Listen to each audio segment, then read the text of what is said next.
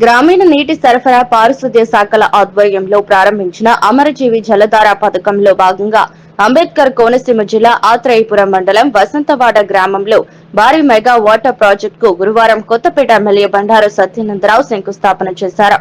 వసంతవాడ గ్రామంలో రైతుల నుంచి సేకరించిన 10 ఎకరాల స్థలంలో చేపట్టిన ఈ ప్రాజెక్టు ద్వారా అంబేద్కర్ కోనసీమ జిల్లాలోని కొత్తపేట నియోజకవర్గంతో పాటు పి గన్నవరం, రాజోలు, అమలాపురం నియోజకవర్గాలకు చెందిన సుమారు 7 లక్షల మంది ప్రజలకు ఇంటింటికి శుద్ధమైన మంచినీటి సరఫరా జరుగుతుందన్నారు.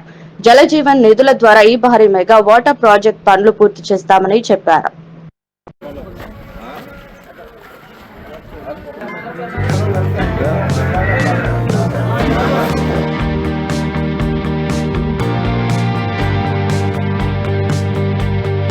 సో మనకు వచ్చేసరికి కోనసీమ జిల్లాకు వచ్చేసరికి మనం ఇంటేక్ వెల్ బొబ్బర్లంకలో స్టార్ట్ చేయడం జరిగింది సార్. ఆల్రెడీ వర్క్ జరుగుతుంది.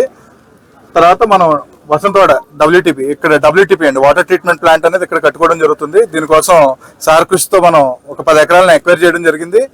సో ఎక్వైర్ చేసుకుని ఇక్కడ ఈ రోజు శంకుస్థాపన చేసుకుని ఇక్కడ పనులు మొదలు పెడతాం.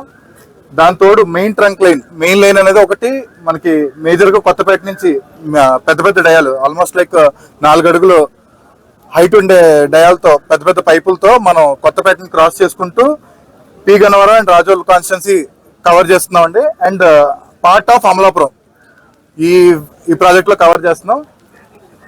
దానికి తోడు మనం ఒక 20 OHBRలు అంటే మనకు ఉచ్చుల్లో చూస్తే స్కీమ్స్ ఉన్నాయి కదా సార్, ఆ టైప్ లో ఒక 20 స్కీమ్స్ ఉన్నాయి.